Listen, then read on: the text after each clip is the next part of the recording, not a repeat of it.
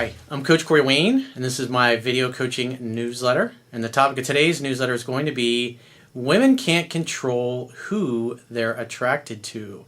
So today I've got an email actually from a woman, and after reading her email I can tell she's a bit of a structured woman who tends to do things based on what society has told her to do. So in other words, men should be the pursuers, and so she sits and waits on men to do all the work. And she also seems to be a little upset that the games that happen between men and women should just stop and everybody should make a mutual effort. It sounds nice, that's what the feminists say they want, but the reality is women are attracted to what they're attracted to. Attraction is not a choice. And so she brings up some interesting things that are really an issue in today's society between men and women. And so I got a quote that I wrote on this topic, and then we'll go through her email. So the quote says, "Women are naturally attracted to men who display the most dominant male strength characteristics. Men who are healthy and successful in life display their competency by being self-reliant with or without being involved romantically with women. When it comes to raising kids, women are natural nurturers and typically spend the most time raising kids when they are young. They usually will forego their careers and goals in order to be stay-at-home moms. In order for a woman to feel safe and comfortable enough to submit to a man's leadership, he must consistently demonstrate his ability to persist and provide a stable home environment. During the courtship and while in relationship, women test men to determine if they can handle her tests of his strength. Does he remain centered when she is unsure, changes her mind, gets emotional, is difficult to be around, moody, or her interest seems to be hot and cold at times? Just like in nature, the most dominant males tend to have the best genes and produce the strongest offspring to ensure their genes get passed on to the next generation. Weak men get rejected, while strong men get easy access to the box." So it sounds like we got low-flying planes flying over, which is always nice when you're filming a video. Hope you guys enjoyed it. Sounds like a freaking video game on your end, I'm sure. So this is an interesting email. You can tell she's kind of a little butthurt and a little upset with the way things are, but like the video says, women can't help who they're attracted to. And as I talk about in 3% Man, attraction's not a choice. You cannot control who you're attracted to. And when it comes to women, women typically are really drawn to guys who are confident and looks as second, third, or maybe fourth down on their list of priorities. So she says, "Hi Corey, I read your book. It's always interesting to see how the other side feels when navigating the dating waters." Well, it's not about how our side feels, it's how things are. But it shows the point that women typically are more in touch with their emotions, they're more empathetic, because they're natural nurturers. Whereas us guys are all about purpose, drive, mission, succeeding, accomplishing, breaking through barriers, making things happen, which is part of masculinity and what you need to do as a man in order to be self-reliant and create the life and lifestyle that you want. She says, "That said, your book impressively walked a tightrope between profoundly introspective and direct enough to reach a wide audience who may or may not be ready to understand the deep stuff peppered throughout the book." Well, it's all about really how to be a man, what men do, and how men create attraction in women. And it's not so much about what they do or what they say, but how they live their lives and how they present themselves to the world. Because women are looking to follow a man's lead. And when the man demonstrates his competency and his ability to get the things that he wants in life, women in general are naturally going to feel safer following his lead, especially when it comes to having kids, versus some guy that constantly loses his shit, can't hold down a stable job, and gets upset at any little thing that she does or fails to do that he's expecting. She says, my question is, what if a woman really does like a guy, but has been conditioned to believe that men should be the pursuers? Well, so that's societal conditioning, and this goes back to this toxic, how feminism has just devolved into toxic Marxism, or another aspect of toxic Marxism that says we're going to make the sexes equal. We want to eliminate feminine and masculine energy and just have everybody be kind of androgynous and the same, kind of the way like they're trying to do away with, they don't say mothers anymore, they say birthing people, and kind of ridiculous, absurd things like this that we're starting to see in the culture. And this is all part of Marxism and feminism and trying to make all the rest of us subservient to the state, because the state is going to make things fair for everybody. Equity, as they call it these days. Make everything equitable. In other words, you're going to tear down successful people so you can lift up people who are less successful. And believing, even though that's been tried, communism's been tried in over, 100 countries now, 6 different continents, and it's failed in every one of them. But what's interesting is I was hearing a stat that millennials, 33% of them think that communism should be tried and it's a great idea, which that's just absolutely stunning. That if she pursues, she is breaking the social contract. So if she pursues, typically what happens, and I write about this in the book, is that it's true that men start the courtship off and men start pursuing in the beginning to get the ball rolling. But as a woman's interest grows, she feels safe, she feels comfortable, she starts to miss the guy, she starts to reach out and text or call him to see how he's doing or what he's up to. And in reality, she's just hoping that he'll ask her out for another date so she can see him again so they can bond and connect further.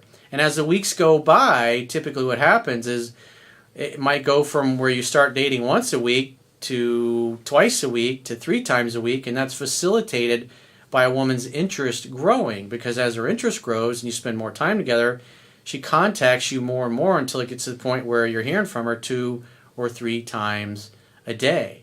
And then eventually when she's ready, she brings up the relationship topic. And when you look at the older movies from 60, 70, 80 years ago, the black and white movies, the kind of movies like Charade with Cary Grant and Audrey Hepburn, I think it was 62 or 63 that was made, or It's a Wonderful Life, which I think that was 1946.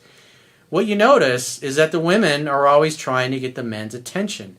They naturally do this. Women are the ones that wear the tight-fitting dresses, showing the cleavage, showing off the nice curves and nice legs, putting on the makeup, they're getting their nails done, putting nice candy-smelling perfume on to draw and attract the men into their world. Because at the end of the day, they want to nest, they want to have babies, they want to have a family. They're just naturally driven to do that. And they're naturally going to be the most attractive to dominant men to display their competency. She says, we're talking about generations of courtship expectations here. Well, the reality is, even though the average woman has been told this, they're going to go by what their feelings are. And so in your case, you're fighting what your feelings are telling you to do because society told you to behave a certain way. And the reality is, like what I talk about in my book, is that I don't date women that are structured, because structured women don't act normal. They don't follow their emotions. They fight their emotions. They tend to act more stoic and masculine, and they tend to be more difficult. And when it comes to relationships, you want to have a good time. You want to hang out. You want to have fun. You want to hook up. If you're hanging out with a woman that's got a bunch of rules, I don't kiss until the 5th date, I don't sleep with a guy until month number X or whatever it happens to be, that's fine. If you're more religious, then go date a guy that believes in those same kinds of religious values. But for the average guy, they're not interested in that, because structured women, just quite frankly, are a pain in the ass when it's so much easier to meet a girl who, if she likes you, she lets you know. If she's into you, she makes it easy for you. And if you really like her, you're going to want to spend time together and get to know each other, not jump through a bunch of hoops and follow a set of rules. It's just from the guys, from my perspective, and from most men's perspective, it's like they don't want to deal with it. They don't want to deal with a woman that's got all these rules that are unnatural. So why would we want to be with a woman who doesn't act like a woman naturally acts? Think about it. If you're acting like a robot, we don't want to date you. Plain and simple. I know feminism has programmed you to think a certain way, but that's not how men and women have been doing it since we were put here. Moreover, while you have an acute understanding of your family dynamic that led to your initial awkwardness relationships, i.e., not knowing what to look for in a potential partner, not many people have put that kind of work in, and some people don't even bother to take the time to understand where the other person is coming from in terms of such history. It's absolutely correct. Self-help, most people don't give a fuck. They're not interested in it. That's why communism and socialism and collectivism and having the government be your mommy is so appealing to most people. Because the overwhelming majority of people, they don't want to be self-reliant. They don't want personal responsibility for their lives. Because if people have to accept that their lives, their state of their lives, the state of their bank account is their fault, that's extremely painful and uncomfortable, and they want nothing to do with it. That's why it's so easy for politicians to come up with straw men or boogeyman to say, oh, the reason you're broke is all those evil rich people. The reason your career sucks is, well, it's white privilege, or it's some other kind of societal problem that has to do with race or class or gender, which is what Marxists have been doing for as long as Marxism has been around. And when you look at the history of Marxism, when you look at Engels and Marx, these are a couple snot-nosed fucking rich kids that came up with this. They looked at the world because they were born with a silver spoon in their mouths, and they wanted to remake society in their image. In other words, they wanted to run everything. So they came up with this collectivism that they're going to get everybody to turn on the political class, and then they're going to sit at the top of it. Just like the woman who, one of the co-founders of BLM, that's been in the news lately because of all the mansions and stuff that she's bought, and a lot of people are giving her a hard time about it. She even, in interviews, you can see, she's a trained Marxist. And trained Marxists, what they expect is that when their commie paradise gets instituted, that they're going to be at the top of the food chain, that they're going to keep all their wealth. And quite frankly, when you look around the world where communism has been instituted, the elite always keep their money. And everybody else just becomes miserable and poor. And so when you look at people like Marx or Engels who came up with communism, what they really wanted to do was run everybody's lives, because they were born with the silver spoon in their mouths and they never had to struggle for anything. And most people don't understand that, and they don't know the history behind it. And so when somebody comes along and says, hey, I'm going to take care of you, and the reason why your life sucks, it's not your fault. It's this group over here. It's this thing over here. This group over here is screwing you over. Vote for me and I'll take care of it and make it all fair. In reality, they just want to run and regulate every aspect of your lives. That's why I'm so adamantly in favor of self-reliance, and anybody that wants to control and regulate and run every aspect of my life and everybody else's lives, I got something to say about it. Because I've gotten to where I am in life because I worked for it.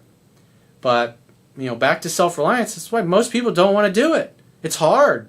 It's painful. Forcing yourself to go to the gym when you don't feel like working out, hop on the treadmill and go for a run when you don't feel like it, or making green juice or smoothies or eating healthy nuts or any of the things that I talk about in my second book, Mastering Yourself. Most people don't want to do it. It's unpleasant. It's easy to be lazy. It's easy to quit. It's hard to persist and go after the things that you want in life. She says all of these factors impact how people engage with each other, whether it be a romantic level or romantic context or not. So maybe the woman, man, or anything in between has some weird history that makes them reserved when first dating. I know I do, and I've had to work on myself and continue to do so for quite some time before coming to the table and saying, hey, this is who I am, this is where I've been, and this is where I want to go. Well, at the end of the day, if you're not going to act natural and you're not going to interact with men in a natural way that feels right versus a way that, because you're structured and you're following a set of rules, most men aren't going to want to stick around. They're not going to want to put up with that. They're not going to want to put up with a structured woman. Because it's like dating a robot. Just like when guys act like a robot. Guys that read my book once or twice and everything is they're trying to use a line or a pickup line or some kind of magic phrase that solves all their dating or relationship problems, they end up acting like a robot. It doesn't come off as natural, and predictably women reject guys who behave this way. I feel like your book only scratches the surface. To be fair, compared to everything else out there, it touches on something fundamental most people miss. Don't settle. If you want a family, kids, a fulfilling life, the whole 9 yards, don't settle. It's not good for you and your partner, and it is definitely not good for the kids. It's totally a true statement. But shouldn't there be more of an equal give and take versus an upfront 70-30 ratio of effort? So again, this is more part of your structuring, your structuredness, your programming from feminism. You were told things are supposed to be 50-50. Well, here's the reality, the harsh reality. Talking to a guy that's answered tens of thousands of these emails and tens of thousands of phone sessions over the last 15, 17 years that I've been doing this. The numbers are the numbers. When a guy pursues more than 20 to 30% of the time, she either doesn't fall in love with him or eventually he gets rejected because she's like, there's something missing. There's no chemistry. There's not enough of a spark. These are the kinds of things that guys hear when they follow your intellectual circle jerk ratio of that's reality. It's not, if it's 50-50, predictably, when a guy's like, oh yeah, I asked him, how much were you reaching out first? How much was she reaching out first? And he's like, yeah, it was 50-50. Before he even spends the rest of the time in his story, I know he got friend zoned. Just because when it's 50-50, it's predictable as the sun coming up in the east and setting in the west. And to try to propagandize people or society that, oh, it should be 50-50 and this is how you should act, it's not natural. You're trying to get people to behave naturally because, again, this goes back to Marxism. We want to make everybody equal. Therefore, everything should be 50-50. It sounds normal, but it's not how the Creator made men and women. And the reality is, if a man is focused on his mission and purpose in life, he's going to, like I said early in the video, he's going to do most, if not all, the pursuing in the first few weeks. But as a woman feels safe and comfortable and he passes her tests of his strength, she's going to start calling and texting and pursuing him more. And women just naturally do this.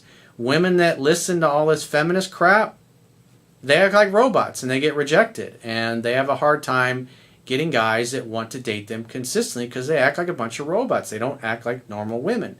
That's reality. And I'm sure you've probably experienced that in your own life because obviously I can sense the frustration in your email. You're mad because what you were told has turned out to be a lie, just like everything that the Marxists say. Lying is part of the deal. It's a feature. It's not a bug in the system. It's like, the old adage from the Soviet Union. They pretend to pay us and we pretend to work. That's why most things that were built under communism sucked. If you look at the architecture from the Soviet era or their cars, it was crap. Absolute garbage. There's no incentive to make something spectacular. You take the incentive away from people and then you get a bunch of programmed drones in a miserable society that eventually collapses. It always collapses.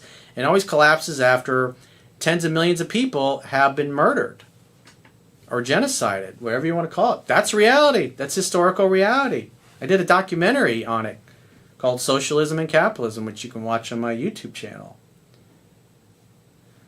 She says, I don't know, there's got to be a happy compromise where people just stop playing games and start being comfortable with the discomfort of how human we all are. Life isn't an Instagram account.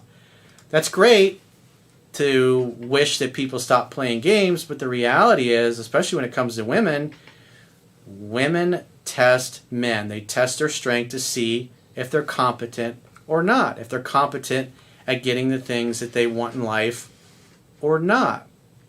You also have people in the part of the red pill community, these guys that are pissed off at women and they're butthurt and they write books about it and how horrible women are and hypergamy doesn't care, blah, blah, blah, and all this. you know, these kinds of statements from these fucking pussies that did a terrible job of vetting women, and they try to turn a hoe into a housewife, and then she cheats on them or screws them over, and then it's the women's fault. But they don't want to take any personal responsibility for the fact that they tried to turn a hoe into a housewife. And they're mad at women in general because they did a shitty job of pre-qualifying their dating prospect. That's what being self-reliant is all about. You don't blame anybody else. You say it's all my fault. 100% of it is my fault. Because if you don't take 100% responsibility for your own life and it's somebody else's fault, you can't fix it. You can't fix yourself. Because if it's not your fault, there's nothing to fix. If it's somebody else's fault, it's somebody else's responsibility to fix. And so you can do all the blog posts you want and rant about women and hate on women for the way that they are, but if you act like a bitch and you try to you date chicks from the fucking sewer or trailer trash and you get dicked over and you're upset about it, it's like, well, you're an idiot because you didn't properly pre-qualify your dating prospects. Be a fucking man, grow a set of balls, and do the right thing. Take care of what you can control and properly vet women before you decide to put a ring on their finger. Look at their past history. If they've cheated on every guy they've ever been with and they've never displayed any kind of integrity and they come from a broken home and you think you're going to be some kind of white knight that's going to change them into the perfect woman, that's not going to work in long term. If you know, it's like the scorpion and the frog analogy. What happens is there's a frog swimming around in a pond, and the scorpion's like, "Hey, Mr. Frog, I need to get on to the other side. Hey, let me jump on your back, and you can swim me over there." He's like, "You're a scorpion. You'll sting me." And the scorpion goes, "Come on, don't be silly. Nobody's coming to take your guns." No, I'm kidding. "Oh, I would never do that, because if I sting you in the back, and when I'm on you, then you're going to get paralyzed, and then you're going to sink and drown, and then you're going to drown me as well." And the frog goes, "Oh, yeah, it makes sense. Why would you sting me? Because then we both die." So the the frog's like, "All right, hop on, I'll swim you across." He's like, "Cool, thanks." Hops on his back, they get about in the middle of the pond, scorpion stings the frog, and as the frog's getting paralyzed, he's like, "What are you doing? Now we're both going to die." And the scorpion's like, "Hey, I'm a scorpion. That's what I do. I sting people. I sting things." And that's the analogy. If you let a scorpion get on your back, you try to turn a hoe into a housewife and you get burned. You date a woman who's cheated and lied constantly her whole life, or she comes from a family of liars and cheaters, and then you're surprised that she screws around or fucks your best friend. Whose fault is that? It's her fault? No, it's your fucking fault because you did a terrible job of vetting her. Be a fucking man, accept ownership, accept responsibility, say, "I'm going to do better next time." That's what men do. Little babies and fucking beta males complain about and write books bitching about women. It's like, grow the fuck up. Man the fuck up. So, if you've got a challenge in your personal or your professional life and you'd like to get my help personally, go to understandingrelationships.com, click the products tab at the top of your screen, and book a coaching session with yours truly. Until next time, I will talk to you soon.